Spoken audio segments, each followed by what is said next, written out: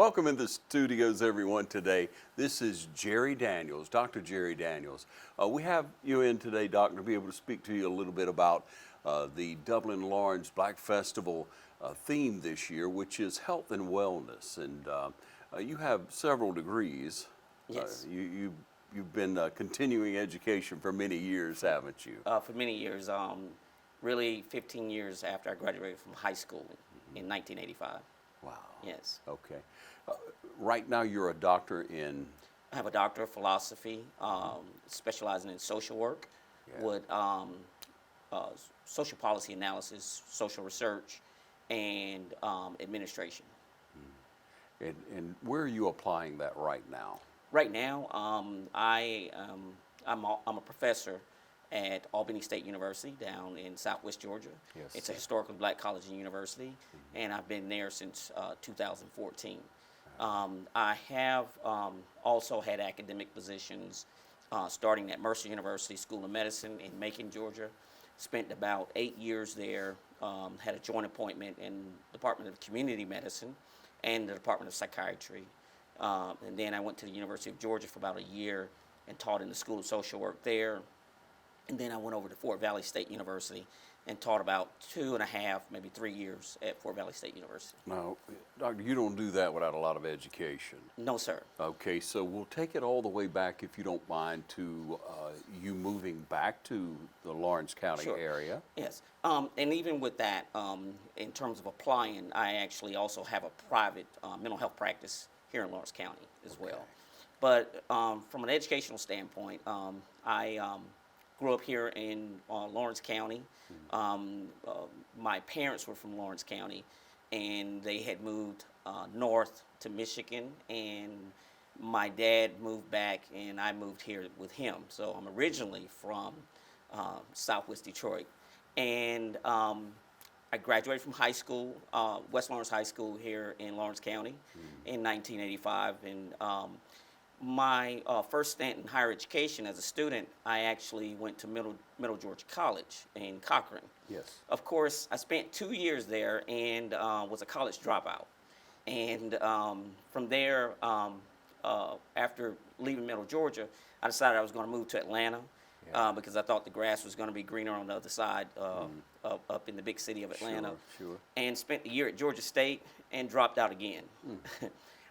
Finally, I got my act together, and I went back to Middle Georgia, and I got an associate's degree in criminal justice in 1990, and finally went on to Mercer University in Macon and got a bachelor's degree in criminal justice with a minor in psychology. And then I left there, and I went to Fort Valley State University, which I mentioned where I've taught at, and it's another historically black college and university. And I got a master's degree in counseling and psychology with an emphasis in school counseling. From there, I went back to Atlanta, and I went to Clark Atlanta University and obtained a master's degree in clinical social work. And it's also another historically black college and university. From there, I decided to go north again, and went to the University of Pittsburgh, and I did a joint degree. Did a master's degree in public health with an emphasis in health services administration, along with my PhD in social work. After being there, doing coursework for 2 years, and I started on my dissertation, spent a year writing, trying to put that together to come back to Georgia. Did that and came back to Georgia and decided this is where I was going to finish my dissertation at. My dissertation was on mental health services in the Georgia Department of Corrections. Spent a full year here in Georgia, and you have to go through an ethics process, institutional review board, where they review your actual research, and I spent a year and couldn't get data. Wasn't allowed, so I actually had to go back and rewrite the first 3 chapters of my dissertation and change my topic a little bit. I had always wanted to go to law school, and while I was here in Georgia, I decided to apply for law school. I applied for 4 different law schools, Mercer, Georgia State, University of Pittsburgh, and University of Georgia. And eventually, I got the nod from all of them, but the last one I heard from was the University of Georgia. So I decided to enroll in law school, still not having completed my PhD and my third master's degree. So I did all three of those at the same time. And I graduated in April of 2003 with my MPH and my PhD. And in May of 2003, I graduated with my law degree at the University of Georgia. So I was going back and forth between Athens and Pittsburgh with two different schools, all at the same time. Of course, 3 different degrees. Talk about a high energy person. It was to me, in terms of how I grew up and some of the things that I've experienced in life. To me, it was a must do. It was going to be my tool and my ticket to elevate myself to a higher level, particularly from an economic standpoint. Yeah, man. Yeah. So it was a lot of work, but I made it happen. And Congratulations. thank you, sir. It was a task, but I think it made me a better person in terms of all the hard work that went into it. For me, I think I was better off by doing it rather than not doing it. Yeah. May I ask you if you could share with me why your family moved back from Michigan? Why did you get out of Michigan? Well, my parents got a divorce, Okay. and my dad decided that he was going to move back, and so at that time, when my parents got a divorce, and my dad moved out, I kind of went astray a little bit. So my mom said, "I'm going to send you to stay with your daddy." And so that's how I actually moved here with him. My siblings were still in Detroit, but there was a lot going on. It was the mid to late 70s, Yeah. and just a lot of stuff that was taking place, which is still taking place, especially in Southwest Detroit. And so my mom she thought that I would benefit better by not being in that environment and having a different environment, so that I wouldn't keep going astray. We got loads to unpack here, man. How did that affect you? How do you see that move affected you in where you are now in life? That's a pivotal time, wasn't it? Yes, it was. And actually, I share with different people now. I go back and I watch videos of individuals who became famous for a lot of street activity. Yeah. And I could have easily chosen that route, and it was very attractive. I was a kid, and there was one organization or group or gang, whatever you want to call it, Right. that became famous in Detroit. It was called the Young Boys Incorporated, and it was young kids who were heroin dealers. I mean, they were being recruited, and I had some friends who had gotten involved in things such as that, and I could have easily gone that way myself. So I think just by having a change of environment, and also my grandfather, my paternal grandfather, which was still living at that time and was here, I think he showed me something different in terms of what you could do with your life. So that was real pivotal. What was his name? His name was Ralph Daniel. And if you are, if you're from Lawrence County, you're probably familiar with JJ's Club. Sure. Of course, even when I moved with my dad was running JJ's, and I started working there when I was 12. Of course, he's not here anymore, but and I wouldn't advise any parent to expose their children to those kind of activities. Correct. But I was working there when I was 12. I think that played a part, but also my grandfather sharing his life experiences with me and carrying himself a certain way. It was very beneficial for me. It showed me that I had choices to make in life in terms of seeing two sides of the fence. Yeah. Yeah. So, like I said, I think that was pivotal, because once again I could have gone the other way. Yeah. Yeah. And so now you're able to really help people through your private counseling, through sounds like what you've done through the prison system, the research you've done, the benefit there. Health and wellness, when we look at that as the theme for Black History Month this month, and we look at our health, our overall health, people look at that as, okay, you're overweight. They look at very basic, don't they, as far as health? Yeah, I think, particularly at this time in our society with the pandemic that has taken center stage regarding health and wellness and health outcomes, especially when you look at the African American community. Yes. There's has been historically as well as contemporaneously health indicators that demonstrate that African Americans fare much worse than the rest of the American society. And so I think, that has become a real important thing for me. Not just physical health, but mental health and just well-being in general. And particularly looking at the factors that contribute to some of those negative outcomes. But if you look at just multiple indicators, African Americans tend to fare worse on most of them. Annually, we have the county health rankings that's put out by the University of Wisconsin and the Robert Wood Johnson Foundation. And we see that there continues to be disparities that we believe are undergirded by inequities in terms of some of the social issues that we continue to see in this country. Speak frankly, doctor. Yes. What are those issues? Start off with poverty. And we can always ask the question, what causes poverty? Why are people in poverty? Now, if you look at the raw numbers, you'll find that more whites are actually in poverty.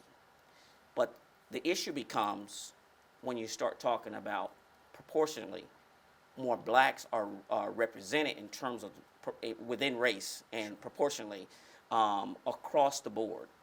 What percentage? That's a good question. We have about 15% of the overall population is in poverty. Yes, sir. When you start looking at the numbers that are put out by the Robert Wood Johnson Foundation, and we could take Lawrence County if we want to narrow it down. Yes, sir. Probably more than 30% are in poverty. And when you start looking at African American children, that number goes up to more than 50%. Yeah. Yes. And if I may, could you reflect, if you could, 20 years ago, 25 years ago, that number was even greater, wasn't it? Yes. There have it was even greater, and there has been some strides that have been made. We must say that, particularly with some of the social policy that has been passed, and probably the biggest thing within the African American community, but across the board, probably the earned income tax credit in terms of the child credits. That has played a role in terms of reducing the level of poverty. The question becomes, what else can we do in terms of trying to help people, not hand out, but help people move in a direction that actually will help us as a society help America live up to the creed in terms of people having equal opportunities. Yes. And I know that particularly in this political time, that's a hot button topic. It's always been a hot button topic, but especially now. Yeah. And I think when we look at these issues, there's always many things that can explain it. My concern is always with what people can do for themselves and how do we instill that in people, but also what barriers that may be out there can we change certain barriers. sometimes it's easier to change behaviors than to create policy that will, help people move forward. Nonetheless, the work that I do, I'm doing some work down in Southwest Georgia now, actually in about 14 counties down there. We're looking at prediabetes. We're looking at cancer. We're looking at teen pregnancy. Because once again, some decisions are made that we could probably people can engage in to help change their own situation. But how do we inform them? And then how do we help remove any barriers that may prevent that? Whatever those barriers are. Yeah. You have to change the mindset at a point. And I mentioned earlier, the last 20, 25 years, so that you would say things are better. But we've learned things that work well, but we're not even scratching the surface really on what could be done. If you look at how to help the least of a population, then you're going to accelerate all of the population. Right. And that's really the goal is, a lot of times people will get upset how we spend our dollars, especially from the federal standpoint. But if we don't spend them in the right way, whatever may impact me may impact someone else in a negative way. And especially when we just look at the pandemic. And I know it's a controversial issue as well, but it's real. It is. Yes, it's controversial, and we can debate all day long about, what is going on and why it's going on and what we should do about it. But it is real, and particularly for the African American community, especially in places like Southwest Georgia, but even here in Middle Georgia, because Lawrence County especially has had a very, very high rate of transmission, high rate of death. And I do some work down in Southwest Georgia because that's where Albany State University is at. I still live here though. But we have seen how the pandemic has brought out what we believed. It has actually what we would call exacerbated or made it worse. And so that just means that we've got so much more work to do. And that's what I'm interested in, is doing that work and creating some type of change where people can live a more optimal life in terms of their overall well-being. We're talking to Dr. Jerry Daniel. We'll take a short break. We'll be right back. The flu, this year we're seeing a lot more cases of it, but primarily that's because people aren't masking up like they did the previous year. So the best thing to do is just get vaccinated. Even if you got vaccinated last year, the flu vaccines are set up on an annual basis because it's got to be set up to treat the most predominant strains that are out there right now. And with corona, you always got to keep that one in mind, and we do corona vaccinations here now. Here at Stepping Stone, you are never alone. If you or someone you know has been a victim of child abuse, please call our fully confidential crisis number at 478-595-8339.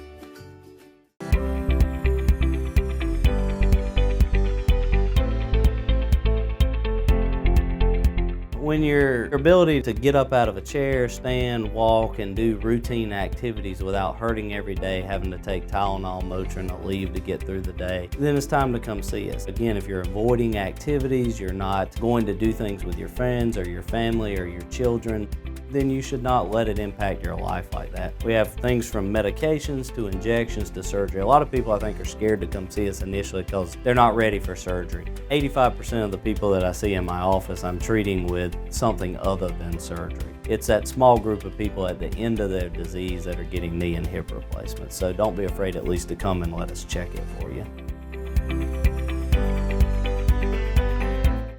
Hello, my name is Tiffany Green.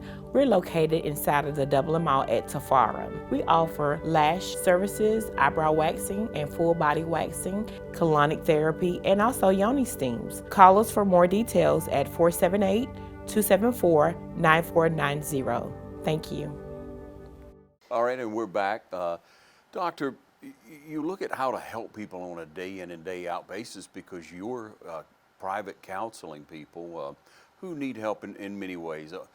I'd like to just touch for a moment on the wellness part, health and wellness, as far as mental health. Okay. There, it's been to me a closeted thing, and I'm sure you agree with that. It has been. Not just to me, it's been a closeted thing. It's been, but finally it's out. Finally on college campuses it's being talked about at a real level. In high schools it's talked about at a real level. You take a mental health day. You know, a few years ago, we didn't know what you talking about, man. Right. Put your clothes on, get to work. Yeah. But shake it off kind of thing. And that's easy for a lot of us to say, doctor, but it's not so easy once you understand what's going on. So what are the major issues with that? Do you think a lot of that comes from a family lifestyle or lack thereof? Do you think what percentage in your estimate would be a chemical imbalance? And speak on that first, please. Yeah, and when you start talking about just mental illness, because there's a difference between mental health and mental illness. All of us, including you and me, we all have mental health. And that's essentially, if you wanted to define it, is the ability to navigate everyday life in a positive way. So we all have that, hopefully. Yeah. Where we move into mental illness, it means that there is some disturbance, either emotionally or psychologically, in our ability to navigate everyday life. So there's some disturbance there that may have to do with the thinking, may have to do with emotions. Now, in terms of so-called causes of mental health, which you're speaking to, that can be another controversial topic. What you're speaking about in terms of chemical imbalance or some type of socialization is nature versus nurture. You know, were they born with it, or was it something that came, something that has emerged internally from a biological response? Yeah. We really don't know exactly what causes that. Once again, there's a lot of literature that's been done by so-called experts, Sure. but we believe that sometimes it's a combination of both. Particularly the example of depression. Depression can be what we call exogenous. That means that whatever is causing it is coming from outside, or endogenous. It could be that chemical imbalance that you're talking about. So external versus internal, really. But,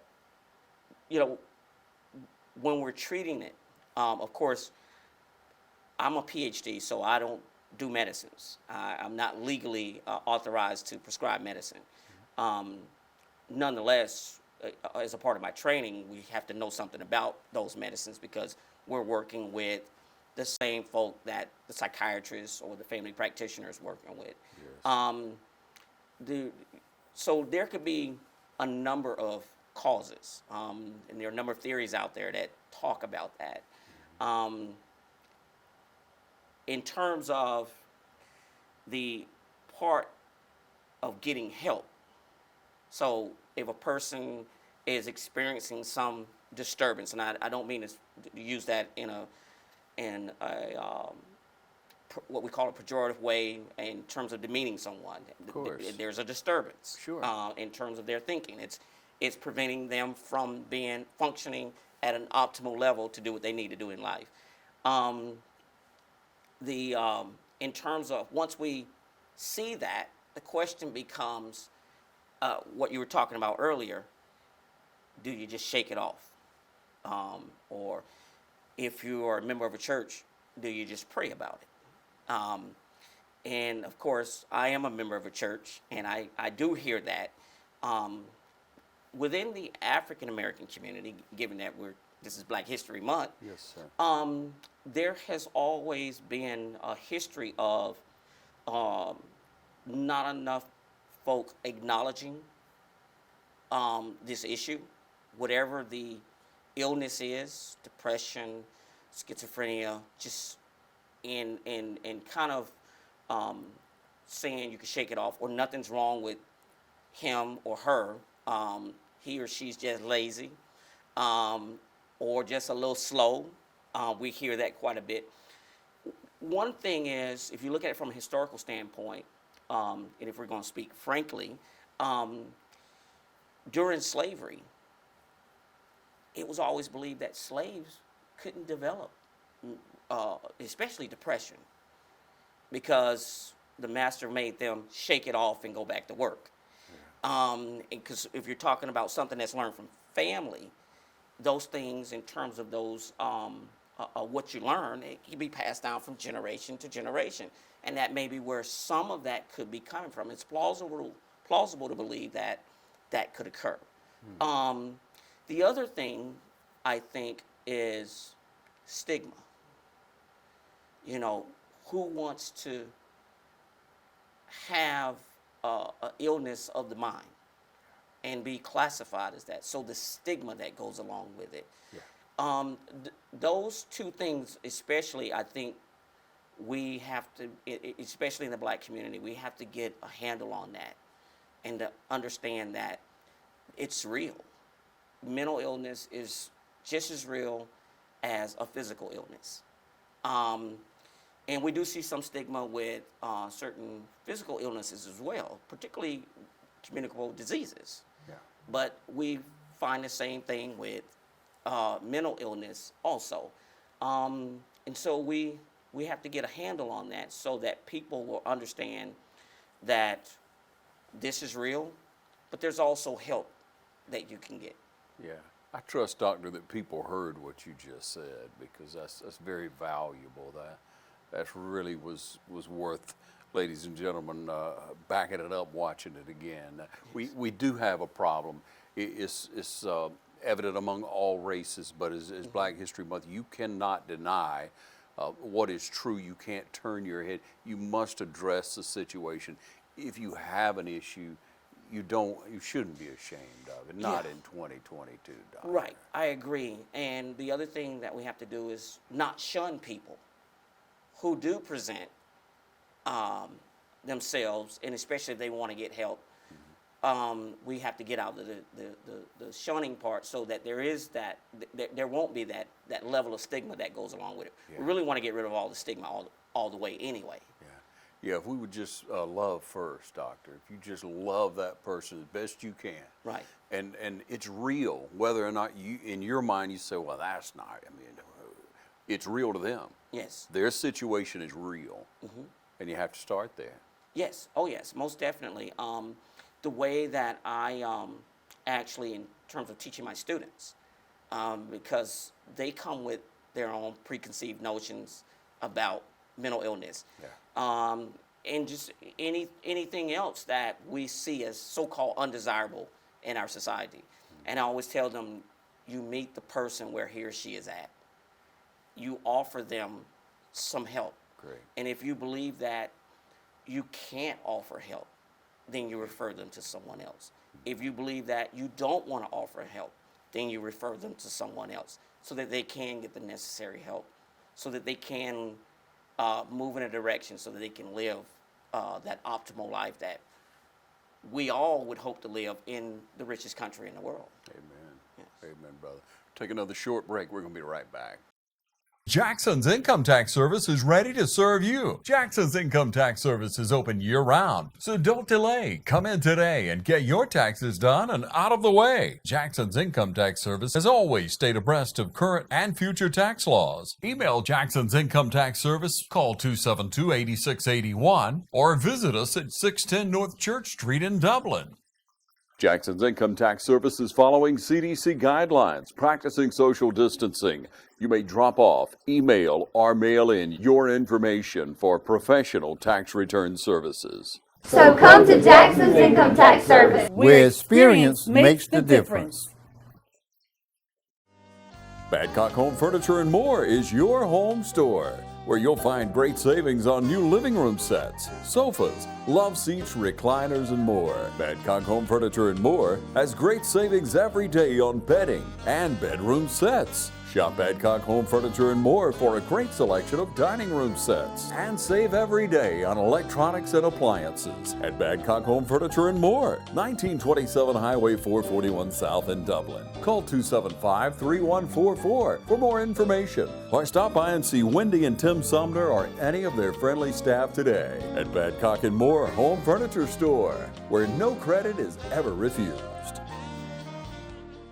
Good morning, Dublin and Lawrence County. My name is Richard Nesbitt, and this is Fran Wells, and we're here at the Oconee Gym and Football Field, the home of the mighty Trojans. We are here to let you know we are kicking off the Black History Festival with a health fair. I'm going to turn it over to Fran, and she's going to give you more details. We're here at the Oconee Gym to start out our Black History Month and celebration of the year. Our first event will be held February 12, 2022 from 10 a.m. to 2 p.m., which will be a health fair symposium. We're asking everyone to come out and take part of this great event. We'll be talking about your physical health, your mental health, your spiritual health, and your home health. We will have a healthy, fun weekend. Please come out and be with us along with Dr. Jerry Daniels, Mental Health, Dublin Fire Department, Shakima Lane Bibbins, nurse practitioner at the VA Hospital, Attorney Vernon Smith, Dudley Funeral Home, Healthy Start, Habitat for Humanity, Wings, Pearson's Personal Home Health Care, a jazz class, and South Central Health District, and many, many more. And we will be serving light refreshments. Yes, we have it all in store for you, so come on out, take part of this great event, and it's for everyone of Dublin, Lawrence County. We look forward to seeing you in this event and all other events during the year. Thank you. Doctor, we talked about a couple of things, but if you look at the average person and what it takes to lead a healthy and a well life, what are basic things that we need, we must have in our daily life and in our daily routine in order to be healthy and well? Yes, well, essentially, I mean, we always look at, any psychology students, sociology students, social work students, and even just students who are in take certain classes that talk about these issues. We have this Maslow's hierarchy of needs and all of that stuff, but certainly, people need shelter, people need clothing, people need food. But you spoke about people need, to be able to buy those things. Because we do live in a capitalistic society where you have to buy it, or either you have to make it yourself. Yeah. And we don't make a whole lot of stuff anymore. But the other part you talked about was love. And I think that's important, that people believe that they belong, that there are people who care about them, and they belong. And I think that part goes a long way. And as far as people believing that tomorrow can be a better day. Yeah, just the idea that today may not be a great day, but in your mind, that tomorrow can be a better day. And I mean, once again, some of those things that we must have in terms of living a healthy life, those things we have to pay for. Clothing, housing, food. But those other things, they don't cost any money. And we can freely give them to each other. Yeah. And I think sometimes people need that. They need to. I think people have to believe that somebody really loves them. Mm-hmm. The other part is balance. In terms of being healthy and well, is some type of balance in our lives. Not too much of almost anything. So having that balance, I think helps. But I think what we're finding sometimes, particularly when you start looking at people who want to take their own lives, the part that may be truly missing, because you can have the clothing, the shelter, Yeah. and sometimes you just don't want to live anymore because there's something else that's missing, whatever that may be. So, we have to have a balance of all those things. So would you say, doctor, in that situation with anyone, speaking directly to the black community now, just keep talking to them? Yeah, for me, what I do, I do talk to people, but I also listen to them. Mm-hmm. Yeah, so I don't need to do all the talking. And I know today I'm doing quite a bit of talking, but a lot of times it's just listening to what other people have to say. Let them share their experiences with you. And sometimes that may help a little. Some people it takes more. Yeah. Some people it doesn't take as much. But for me, certainly the work that I do is staying out there in the trenches. Because believe it or not, I'm still in the trenches, one, with my private practice, but I'm also in the trenches in terms of a lot of the research that I do, because I do a lot of community-based research, and we're in the trenches and we're trying to get the word out there to people that they can live healthier lives, and here's what it might take. A lot of the work that like I said, what I'm doing, I'm working with a lot of high school kids down in Southwest Georgia, all the way up to elderly populations on different issues. So that's a part of being in the trenches. And the other part is building an army of people who I'm training, students, community-based persons, to help do that work. Yes. You got a great word in community. I'm so pleased to have been a part of, for the last years of the Dublin Lawrence Black Festival, and helping them facilitate and get out the word on whatever the theme of the year is. But it is about community. And as a community, the different parts of the community must come together for us to be successful.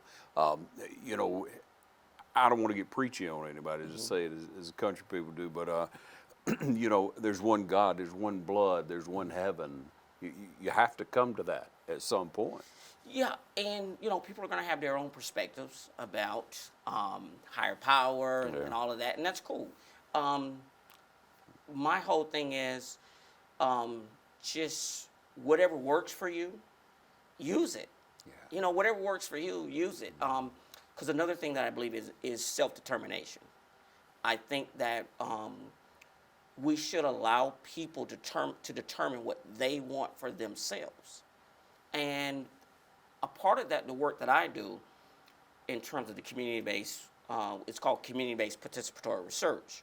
And we actually partner with the community and let them they're really doing a lot of the work themselves to help change their own condition. So that's the approach that I take. And we build it from the ground up. And these folks who are engaged in this process, they begin to see themselves and their community in a totally different way. And because they believe sometimes that they're actually empowered to help make some changes in their own community. Oh, they are. Yes. Yeah, they are. Yes. And let's just take it from as the black community in Dublin, Lawrence, surrounding counties.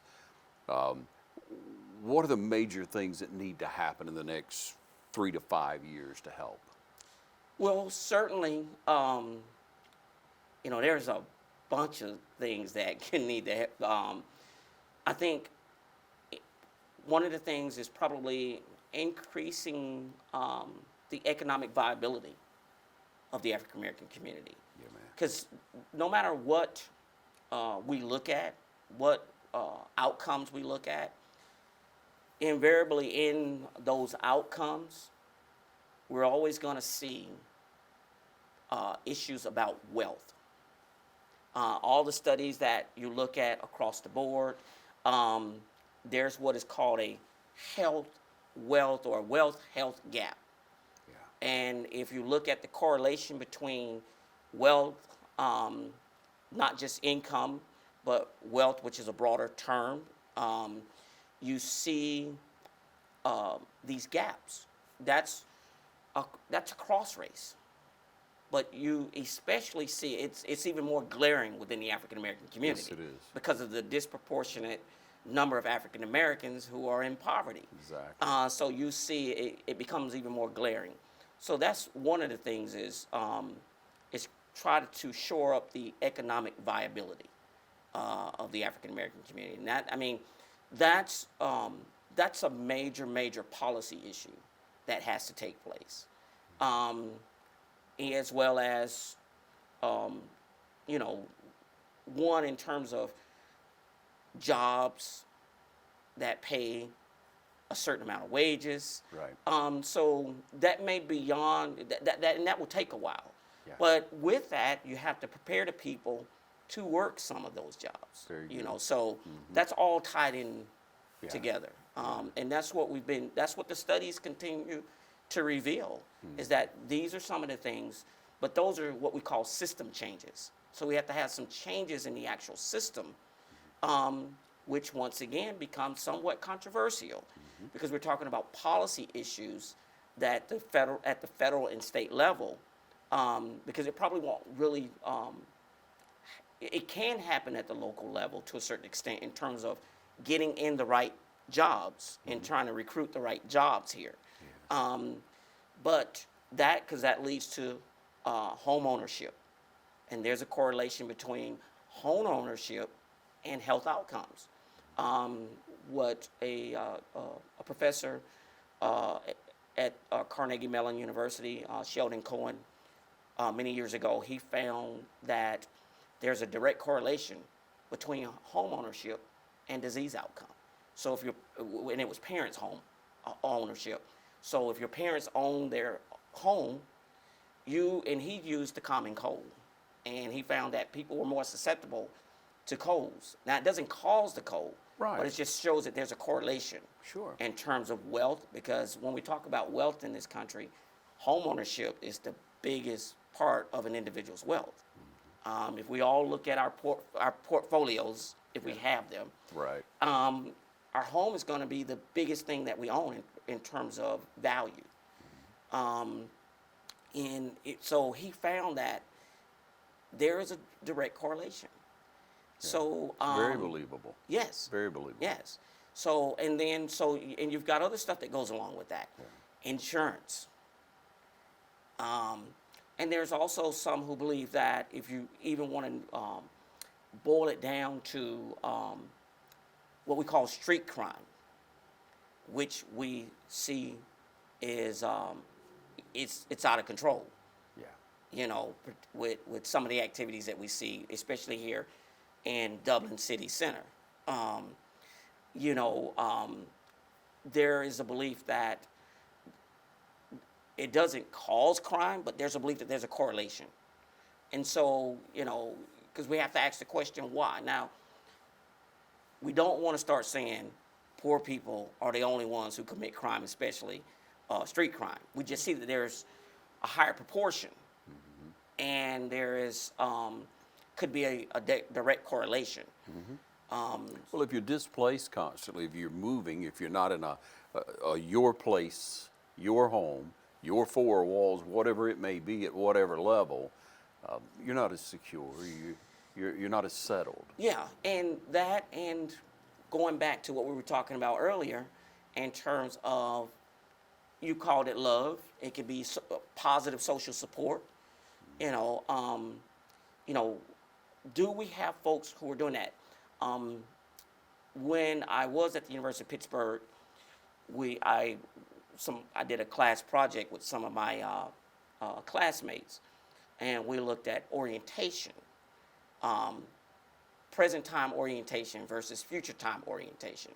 And one of the things that helped me, and I, not that I'm a perfect person, but it helped me,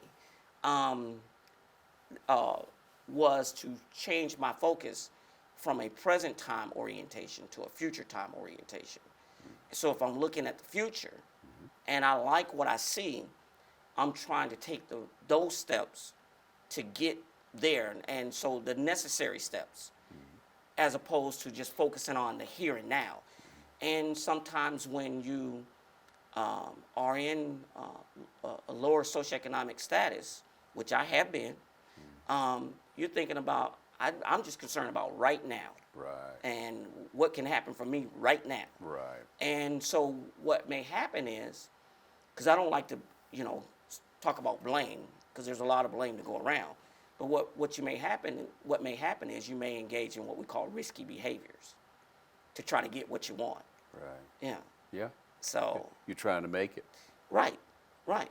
Yeah. So, and if you start engaging in those risky behaviors, and you're not thinking about the future, you're just thinking about right now. Mm-hmm. Yeah. So. Got to change that mindset. Most definitely. Most definitely. On that note, Doc, I want to bring it back around. It is love. Yeah, most it is definitely. love. Yes, it's yes. making a difference. Right. Oh, I believe that. But I know you do. Yeah, and what happens is that love gets manifested into what we do call social support.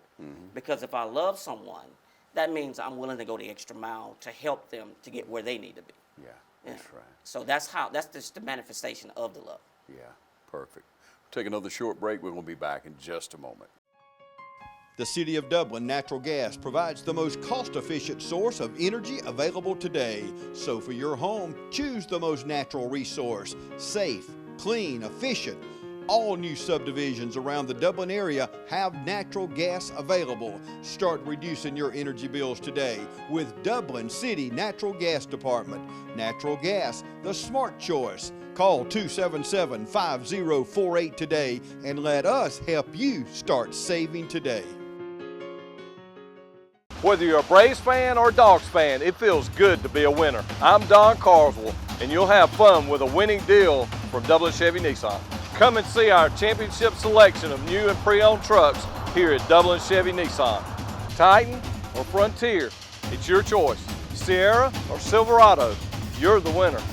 For the W, all you have to do is call, click, or come in. And remember, Don sells cars well, only at Dublin Chevy Nissan.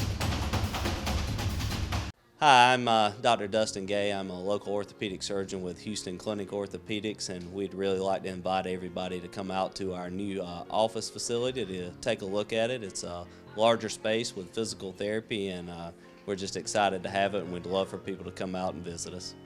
Come by and see us today at our brand new location, the Houston Clinic, Medical Drive in Dublin. Ladies and gentlemen, as part of Black History Month, the Dublin Lawrence Black Festival Committee gave me this man's number, and I reached out to Dr. Daniel, and we'd seen each other before, Doctor. You have some unusual automobiles, some very nice automobiles. We're in a couple of car shows. When did you first get into that? About 2015. I've always liked antique cars. My grandfather had a lot of them, and growing up, I was somewhat intrigued by what he had, and so I got older, and I remember on my way to Albany one day, I passed a 1965 Ford F-350.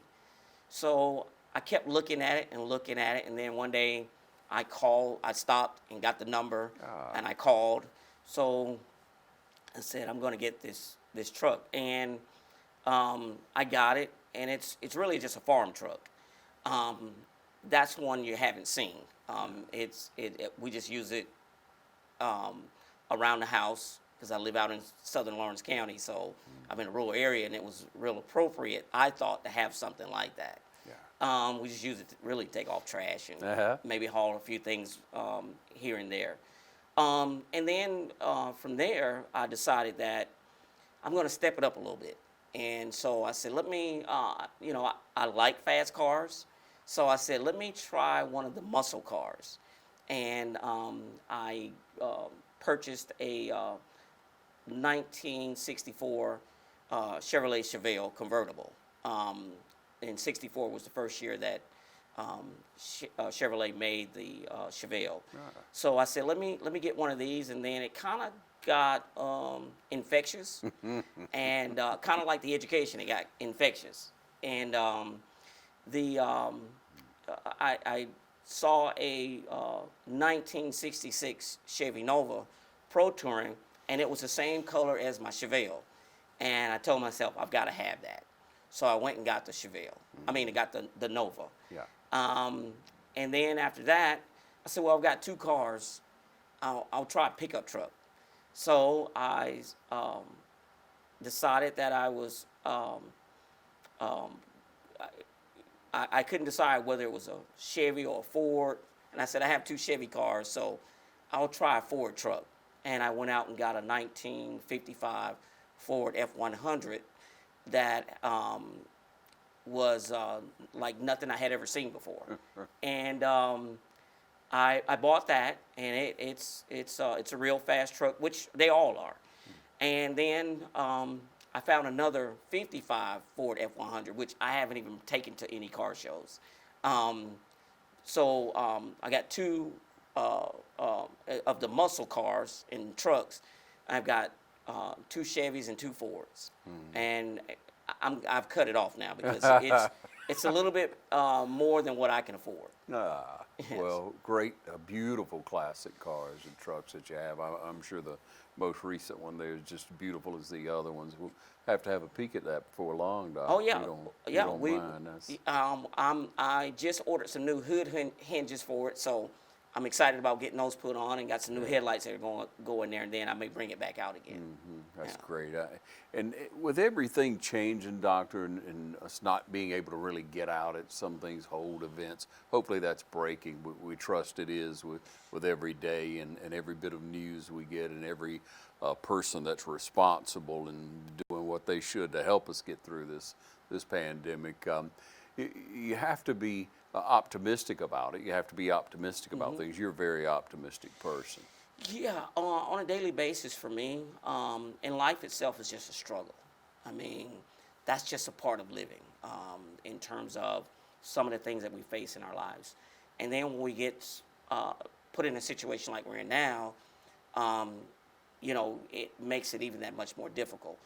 But as I tell people, I genuinely try to be an optimistic person, especially because of what has taken place in my life. I just believe that things can get better because I've seen it. Yeah. I've experienced it. Yeah. And even though, you know, sometimes, once again, it still may get rough. But as I stated earlier, one of the keys is believing that tomorrow can be a better day. So I do believe that. I think that at some point, I can't say, which I don't think anybody can say right now, whatever normal is, that we'll get back to that. But I believe that things can get better for all of us. And given that it is Black History Month, I say that because of what, not that I personally saw with my ancestors, but I know that change did come to a certain extent for African Americans. You know, in terms of slavery, I mean, if we're going to be frank. So I look at all of that. I look at that historical timeline.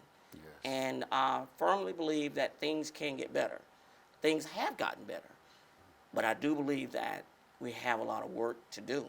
And as long as, for me, as long as I have breath and have my own health, my own strength, and I'm able to move and do things, that's what I want to commit to doing with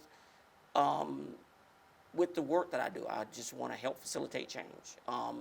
My education, and I spoke of that, and I didn't speak of what you asked me about applying, the education and the training that I got. Back in 2013, I had a chance to go to Russia and on a Fulbright scholarship, which is an international scholarship.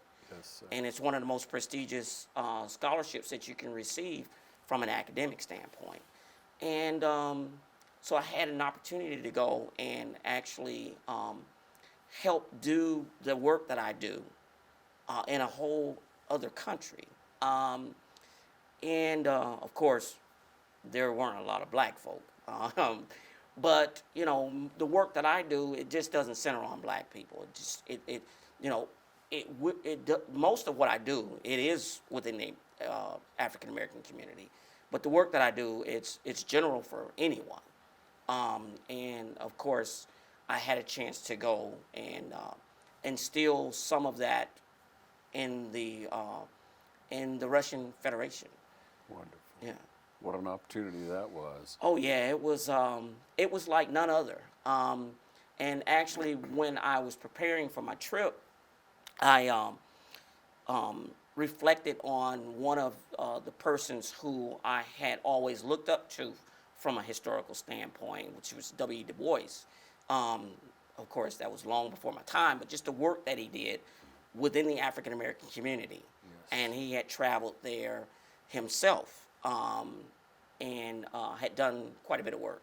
So I had a chance to follow in those footsteps, and you know, it was a wonderful experience, a wonderful thought, a wonderful feeling in terms of being able to do that. So, yes, and I'm speaking to believing how things can change. The wheels of change, they grind slow. As Charles Hamilton Houston, we're talking about Black history, so I'm reflecting on some of the Black scholars who've done work in this area. Du Bois, Houston, who was also an attorney. The work that they did to help create that change. And I think that's what we have to continue to do. And that's what I'm about. Yeah, and thank you so much for the heart that you have for it, for the desire to educate young people, to help them, to continue to help. The more people that not only desire to change, but understand what you need to do to systematically change. Yeah, it's, when I talk about Houston, of course, we just celebrated Dr. King's birthday. When I talk about those folks, I mean, it was just, it had to be systematic change. Yes. And it was tough. And it's still going to be tough. You know, when I decided to do what I did in terms of my education, one of the things that I wanted to do, that I was aiming to do, and I still have students in terms of what I try to instill. I always tell my students, I always have 3 overarching aims for them to inspire them to be the best that they can be, to challenge them to be the best that they can be, and prepare them to be the best that they can be. So when I was getting my education as an African American male, one of the things that I wanted to be able to do was not come and gloat about what I have done, but share that and give people some glimmer of hope that you can do and be whatever you want to, but be prepared to have to grind it out and put in a lot of work. Yeah. Yeah, it didn't come easy for you. No, gave up a lot of sleepless nights. I mean, I had a lot of sleepless nights where Yeah. I had to work all night long, lots of them, and so it's a lot of work, and I still have to do a lot of work in order to maintain. Yeah. Yes. So with your counseling or with someone in the Black community that may want to reach out to you, how would they go about reaching you? And I meant to bring my card with me because, I mean, that's always, I mean, I talk about all this stuff, but I'm a businessman as well. So, Sure. you know, we do live in a capitalistic society. But they can reach me, they can call me. My business phone is my cell phone. And they can call me, 478-998-2824. Just give me a call. I mean, I actually got a call from someone from Vidalia the other day, reaching out to me because she had heard about my ability to maybe provide some help. So they can reach me that way. Otherwise, I'm at 1395 David Mullis Road, Renton, Georgia. So, but the easiest way to get in contact with me would be my cell phone. Yeah. And as I noted, I had meant to bring my cards, but I didn't bring any. Yeah. So. And on the 12th, we have a health fair at Oconee Gym. You'll be there as well. Yes, Ms. Fran Wells called me up and asked me to come participate. And I'm really, really, really busy. I'm working 7 days a week, but when Ms. Wells called, I do what she asked me to do, especially for a good cause. Right. So I'm excited about that. I'll sit here and say I don't know everything, but I have learned some things. And one of the things that I have learned how to do was to think, to be a critical thinker and to try to discover. So, you know, if I can go and impart some knowledge that may help someone, hopefully it'll be time well spent. Yeah, I'm sure, Doctor. Yes. Thank you so much for coming in. It'd be a great opportunity for you to come out to the health fair if you'd like to meet Doctor. So Yes. you come by and shake hands, and among the other things we're letting you know about all month. But Black History Month is so important for all of us to come together to understand where the African American has come from and to, and understand their hearts and desires and what needs to change. What needs to change in our society, what needs to change in some of our hearts. Right, And we trust, you know, with the progress, you know, as an optimistic, that you see a lot of change. But you have to look at where it's not changed. You have to look at that systemic stuff that does need to be addressed. Yeah, and for sure. Certainly, for me, it's always two sides. I mean, it's two sides of the same coin. Yeah. You know, when something happens, I have to ask myself, is it me?